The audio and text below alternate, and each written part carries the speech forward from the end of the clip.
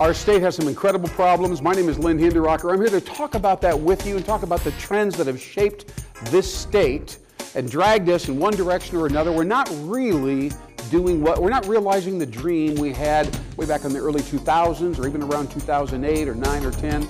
My name is Lynn Hinderaker. Welcome to WowBiz Nebraska. We're going to get it on right now. What is your organization's biggest and best future? You know, that's the kind of question that people should be asking at least 2-3 times a year, but sometimes years go by before anybody sits down and actually engages with that provocative question, because the answer is usually not an easy one, primarily because the industry that you're a part of has changed. So all of a sudden your biggest and best future doesn't look so big or so great, you know? And then, of course, you know this already, your customer has also changed with the changing industry. AI would be a great example. Before, we're frightened, we're scared. Now a percentage of the entire world is slowly and steadily adopting AI and trying to figure out how to utilize it and so on. So we do adjust, but if we're back here saying, nobody utilizes that, and it's way ahead of its time, we don't care that about, then you see we have a very interesting situation, and this question about what is our biggest and best future is really something. I've been part of those kinds of meetings. They're closed door meetings. They should actually be wide open meetings. Anyway, one of the industries that probably should be coming to grips with that kind of question is the roofing industry. Now, we've all seen roofers all over town, especially after storms, and of course we had one a week or two ago, but the roofing industry is actually more interesting than you probably think it is. In fact, let me just right now just ask you this question. How many roofing organizations do you think exist in Omaha, Nebraska? How many roofers? Huh? Well, what would be a guess? What number comes into your head? 50? 100? I don't know. I'm going to tell you this. There's 345 roofers in Omaha, Nebraska. So we have 345 roofers. How many of them do you think have websites? Just an interesting question. 243 of the 345, so 100 of them are in business as roofing companies, have no website. I don't know how they get away with that, but 243 have websites. Of the total amount, I mentioned 345 roofers, there are 44 of those roofers on LinkedIn. Again, these are pretty big numbers.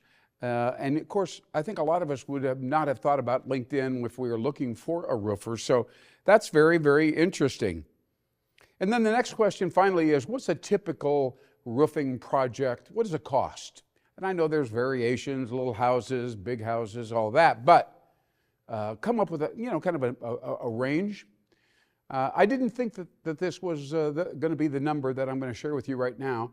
Somewhere between $7,500 and $10,000 to $11,000. That's the range most frequently, all right? So now let's just pretend that you're a father of a family and you got a couple boys that have grown up now. They're well into their 20s, and they come to their old man and they say, we want to start a roofing company. We like doing it. We've been doing it. My buddy over here knows all about it. We're hoping you could give us some money, kind of get us started. You know, we want to be in the roofing business. And of course the father said, I don't know. I hadn't thought about it, you know. So then he kind of does the research that I've just shared with you right now. He says, young men, we're talking about 345 competitors, 344. How do we differentiate ourselves? How do we stand out? I see trucks going up and down the highway all day long, different John Doe's roofing, ABC roofing, blah, blah, all that. He said, how in the world are we going to differentiate ourselves and stand out?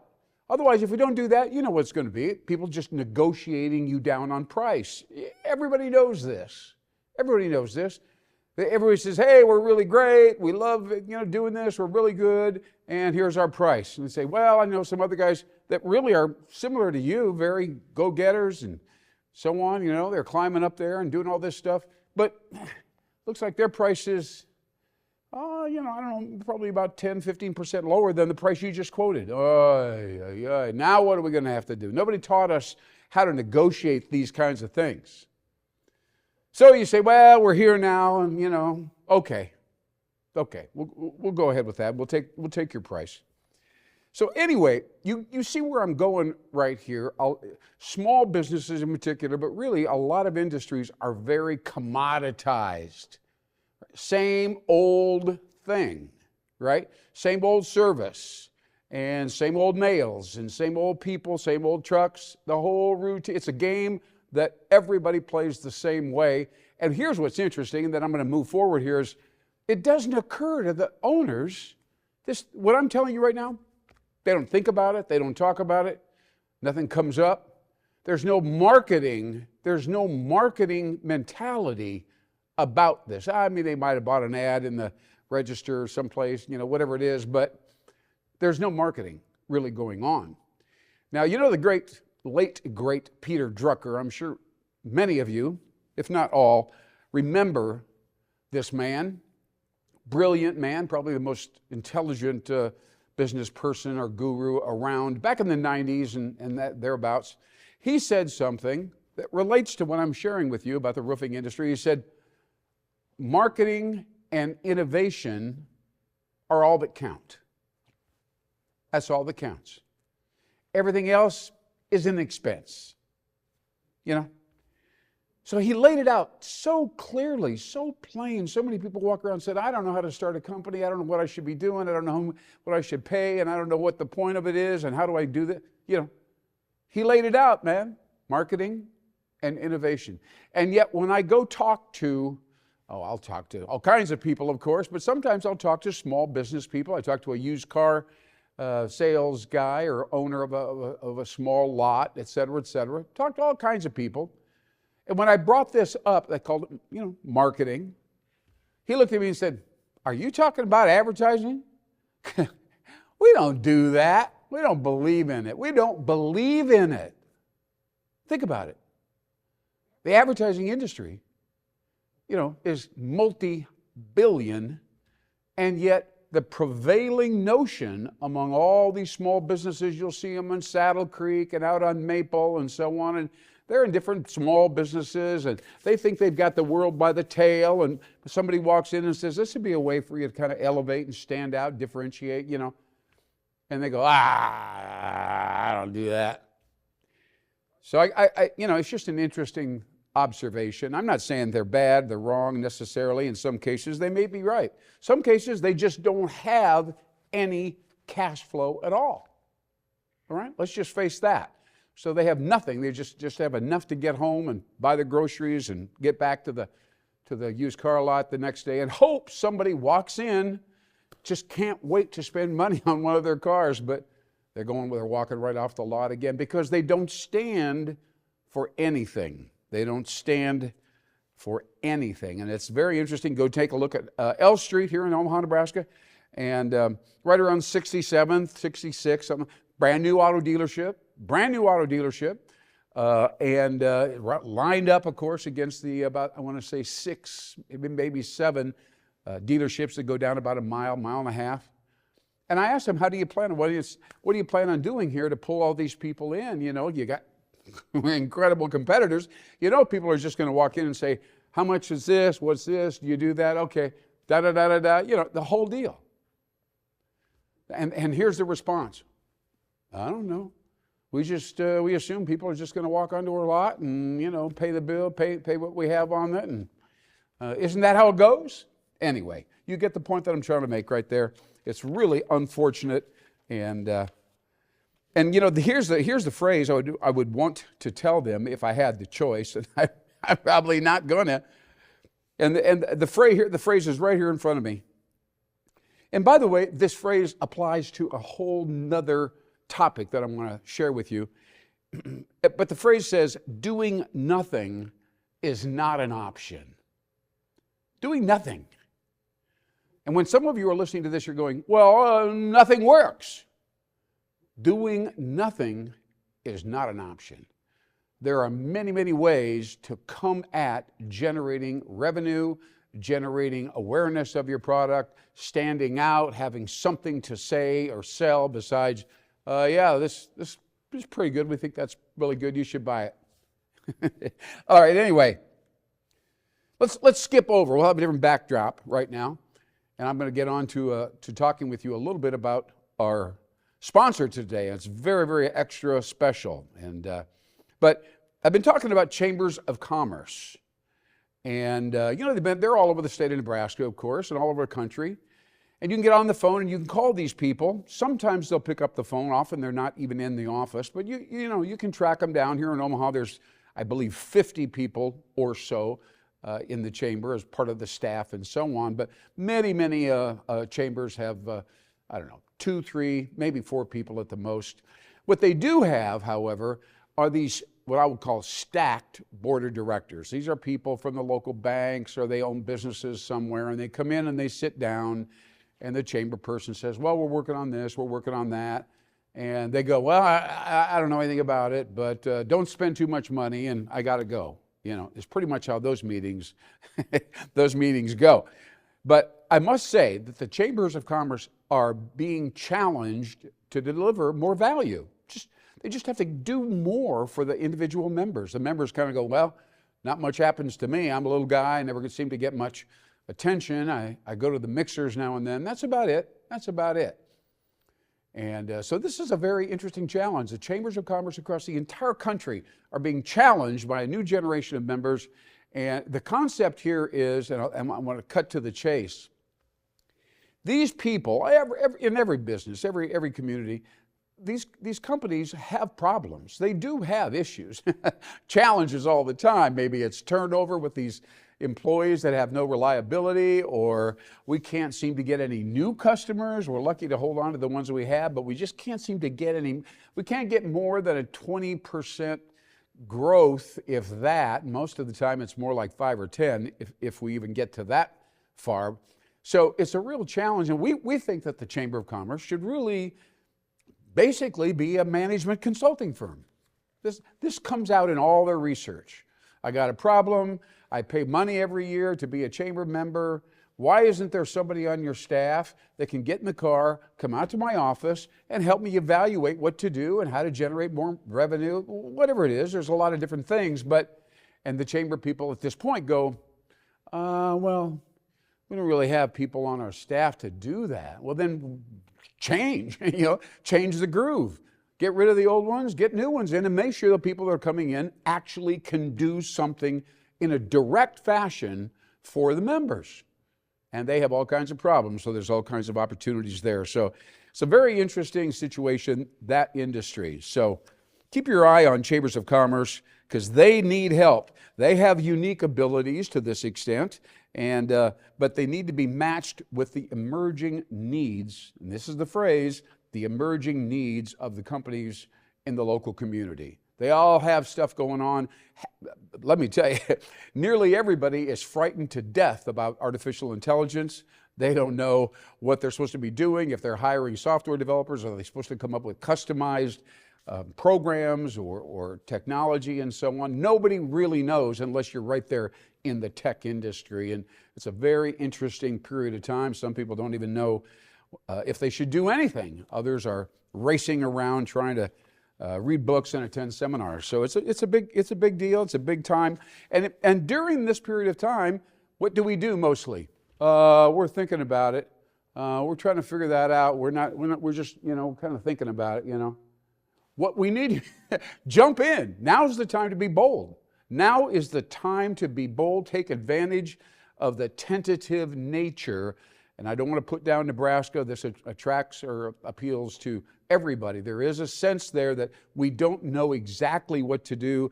We'll just run the same promotion we did last month and hope we can just keep stumbling forward, trying to figure out what to do next. That's right. Well, I've got a really interesting exercise coming up at the back end of this sponsorship I'm going to talk to you about with great passion, by the way. And it's very interesting. I don't know how it'll work. It's kind of a game thing. It'd be almost as if we had a bunch of people in the living room, but there's nobody here but me. So I'm going to play the game with myself, and it should be interesting. But I'm going to challenge myself to come up with strategies and plans and ideas. I am a consultant, so I should be able to do this. And we'll just see how it goes. We've got a whole pile of business cards, and we'll just kind of play around with that one at a time. All right, so here we are in WowBiz, Nebraska. Thank you so much for watching. We have a great show here this evening, and we have a great show every single time we do this show. We love business in Nebraska. There's so much to talk about, and there are so many intelligent and ambitious business people that are looking for advice, counsel, suggestions, vision. Vision, a little tough thing there. But I'm sure as we step forward over here, we're going to step over about a half an inch and begin a new line of dialogue, and I'm going to try to keep it as quiet as possible, or as little as short as possible, and that is prospecting, right? Every company has to prospect for new customers.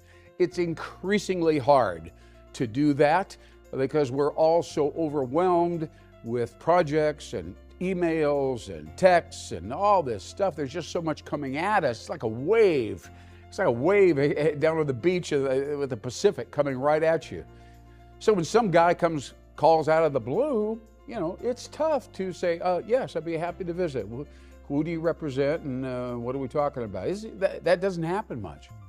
In fact, cold calling, that's what we're discussing, cold calling only works, I'm going to clear my throat at this moment. Cold calling only works 2% of the time. Now, there will be people that will say, no, it's better than that, blah, blah, blah. But these are the stats that are all over the web. Cold callers get 2%. You know what it'd be like to go home at night and go, I made 37 phone calls and I got a 1% response, pour me a drink. I mean, that's how it is. So there is a massive opening. I'm talking about a window. Breathing it in, some way this has got to work. We got to find a way to get around this. This leads to a very interesting alternative to that kind of prospecting. And it's email, but it's not email the way we think of email. It's called Vmail. Now you can guess what that stands for. That's video email. Now some of you will go, oh, that's no big deal. I saw a video the other day, Bob. I'm talking about email embedded, there's a key word, embedded in a computer screen. No links and no clicks. It's just right there. Now, and whoever is on the other end, this is really one of these things where you kind of lean in and you talk right into your laptop computer, and you get there for maybe 2 minutes, 3, maybe 4 minutes at the most. You hit a button, you send it to somebody. Could be some company's sales prospect who doesn't ever talk to them. You say, hi, it's opened up. They're going, who the heck is this guy? And I didn't even click on anything. How'd this video get here? And the guy on the other end is saying, hi, I just wanted to say hi to you, let you know ABC company over here is thinking about you. They'd love to work with you. They got their lead salesman over there. He's doing a lot of research on you and your company and the industry and so on. Got a lot of great things. I just wanted to let you know if they follow up, I think they will follow up, since you did, in fact, open up our email here and share this. You might hear from Steve or John, either one, but good guys. I've spent some real time with them. You can trust them when they chat with you. They're reliable. And like I said before, I know the problem you're solving in your industry or struggling to solve is a big one. It's a tough one. And a lot of people out there in the industry trying to do the same thing. But you're going to have an edge because these guys that I'm kind of associated with, very strong, and they'll be able to help you fast. You'll be able to get ahead of your competitors. That's the name of this game. Thanks again for taking a few minutes with Vmail. See you later. So there you go. So I'm at my office, and up comes this stranger. I don't know this guy. And he's speaking very enthusiastically, and he's endorsing this company over here, which I've chosen to not talk to recently. I'm too busy with other things. I just haven't chatted with their sales guy. He does call now and then, but I never return the calls. But this guy on this computer, I've never heard of him, never seen him before. He kept saying Vmail. I guess that's what I was seeing. And gosh darn it, I think I might visit with them, because if they can get a guy like that or technology like that and bam, and it's cool and it's different. I never saw anything like that before. Then at least I can give them 5 or 10 minutes. Maybe they've got something to say. In fact, I think this guy probably changed my mind a little bit. We'll see. We'll see how it goes. That's right. And that's how it's going to go down, ladies and gentlemen. Vmail is going to revolutionize email prospecting. As I stand here, you're going to hear about it. Maybe a couple of years before you hear about it, but people will say, I got a connection. I got a Vmail guy. He's going to send out a bunch of Vmails. He's going to get my foot in the door. I mean, that's all it is. Get my foot in the door and give the prospect a good vibe, a good feeling about the company that has hired. In this case, it'd be me, by the way. And so here we go, a brand new innovation wave. I don't think about it like this. I think about it like this because it's a huge wave. It's coming. Everybody wants to find some alternative. Some people are back to walking into offices, cold call, say, hey, you don't know me, here's my card. I'm going to sit here in the lobby until I meet Harry. I mean, that's old school. But I know guys that are doing that now because they never get a return email. They don't get a return phone call. The boss is angry with everybody. Imagine being the boss of a company and all your salespeople are kind of like, well, another 50 calls today and nobody wants to talk to me. Very, very bad. Imagine being that boss. All of a sudden somebody walks in and says, I got this thing called Vmail. It makes the whole thing, lays it all down real easy and soft and easy, and then the guys can call then because it's been all set up and this video and so on. I said, bam, if that's working, if that's opening doors and creating a positive predisposition, I can probably recruit several new salespeople because that's a weapon. It's a system, it's a weapon, it's a tool, and it creates good vibes.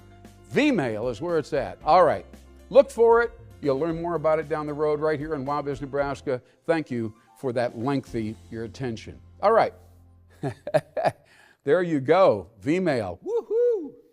Hey, I've been talking off and on for some time now, years, about the dissatisfaction with Nebraska and the challenges we have. We don't seem to be able to move forward in a lot of respects. Workforce is really a big issue. We can't get young people to come here and stay and all that. And I'm going to show you this document, and it's our production leader, general manager, has got this so you can see it better.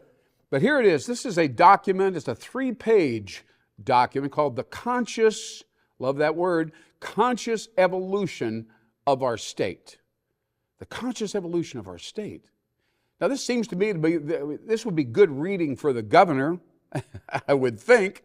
Maybe every mayor in the country or the state, that'd be 183 mayors. Or maybe every business owner in the state.